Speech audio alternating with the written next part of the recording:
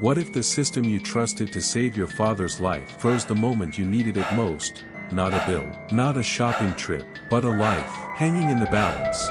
And the only thing between hope and heartbreak was a machine that said, "Error." Before I tell you how one glitch stole my last chance, hit subscribe to Zelly Digital Dilemma. Any day, any night, one power cut, one server crash, and the life you built could unravel in seconds.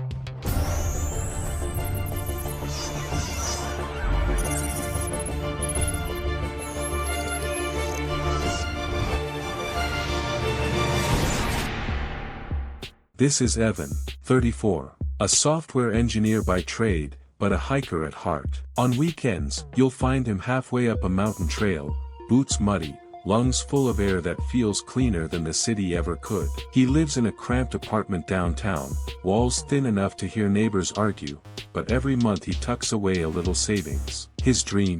To move his parents out, away from the noise, the traffic, the endless rush, into someplace quieter, safer. That night, his phone rang. His father's voice, weak, uneven. "Son, I can't breathe right." Evan froze. For a moment, the hum of his computer, the glow of code on his screen, it all blurred. He bolted upright, grabbed his jacket, and raced to the car. The streets were restless, neon lights flickering, traffic lights lagging a beat too long. Evan barely noticed. His thoughts were racing faster than the tires beneath him. He pictured his dad lying on the couch, clutching his chest, his mother pacing, helpless at the ER, sliding glass doors hissed open, flooding him with antiseptic smell and fluorescent light. Nurses hurried past with clipboards, the beeping of monitors stabbing through the air. Evan clenched his father's insurance card in one hand, phone in the other, ready to check him in, ready to fight the wait if he had to. The hardest part, he thought, would be the waiting. The silence. The hours of sitting under cold hospital lights, praying the doctors had answers that he didn't know. The real battle was just about to begin. Asterisk. At the reception desk, under buzzing fluorescent lights, the nurse's voice was flat, almost rehearsed. Deposit required before admission. Standard procedure. Evan didn't argue. He pulled out his card with shaking fingers, slid it across the counter, and swiped. Decline. He blinked, tried again. The screen froze, flickered, then spat out an error message. The nurse's eyes narrowed, her expression tightening like a door slamming shut. Behind him, a restless line began to grumble. Sighs, whispers, the impatient shuffle of feet. Evan felt the weight of 100 eyes pressing into his back.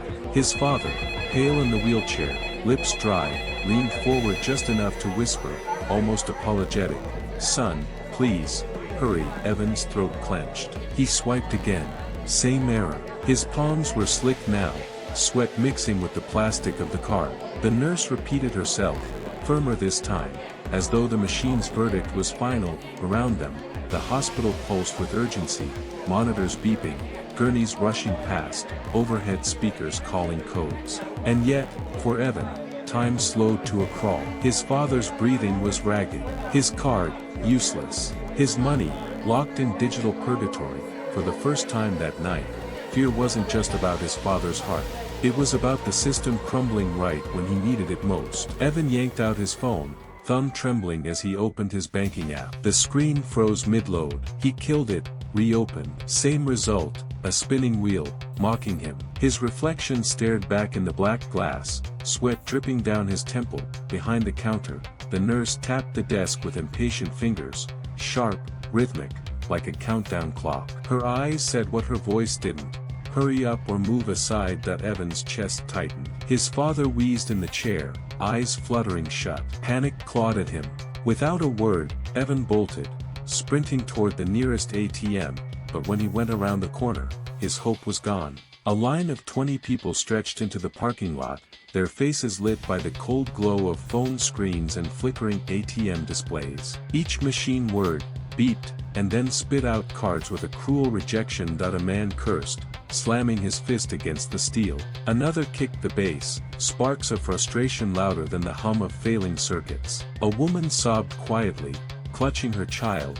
As the screen blinked out of service, Evan's pulse thundered in his ears, syncing with the machine's relentless beeps. The night air was heavy, electric, like a storm about to break. And for the first time, he realized, this wasn't just his father's crisis. This was everyone's. Minutes stretched into torture. The sterile hum of the ER felt louder with every passing second. Evan's voice cracked as he leaned over the counter, desperation bleeding through. Please, please, treat him. I'll pay later, I swear. But protocol was iron. The nurse shook her head, sympathy buried under hospital rules. I'm sorry, sir. No deposit, no admission. Her words landed like a verdict. Behind him, his father's breath rattled, shallow, uneven, like gravel scraping through his chest. Each gasp was a countdown, each second stolen by hesitation. Evan's hands shook as he clutched his phone, praying for the app to load. Finally, movement. The spinning wheel dissolved. His heart leapt, but instead of relief,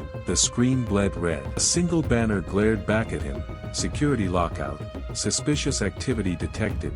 It was as if the ground gave way beneath his feet. His father groaned, slumping deeper into the wheelchair. Evan staggered back, the phone glowing like a cruel joke in his hand. His money was there, his life savings. But in this moment, it might as well have been on another planet. Untouchable, for the first time in years, Evan, the man who built systems, trusted code, believed in technology, felt it turn on him. Cold, merciless, silent. Evan's knees buckled. He dropped beside his father's wheelchair, the sterile tile cold against his skin. His tears spilled freely now, dripping onto his father's sleeve.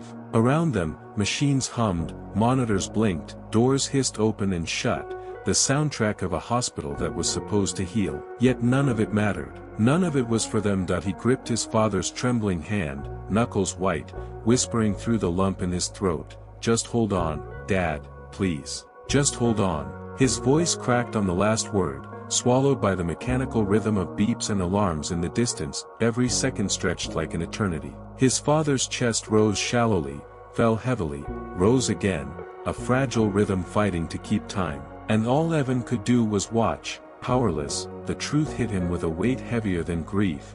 The system he trusted, the one that claimed to make life faster, safer, smarter, wasn't saving him. It was killing him.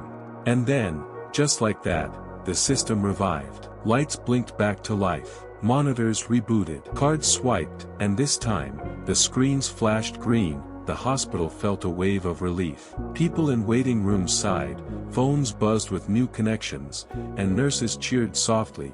The city celebrated its return to life. But for Evan, it was too late. He looked down at his father, hand still in his grip. The shallow rise and fall of his chest had stopped. His lips parted in one final exhale that vanished into the sterile air. Silence that Evan's own breath caught in his throat. Around him, the world moved on, transactions approved, systems restored, life resuming as if nothing had happened.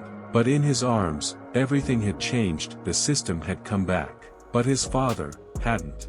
We built a world where money exists only in code. But when that code fails, lives can disappear with it. Evan didn't lose his father to illness. He lost him to a system error. What about you? Have you ever trusted tech and been betrayed at the worst moment? Share your story in the comments. And subscribe to Zelly Digital Dilemma, because these stories aren't just entertainment. They're warnings.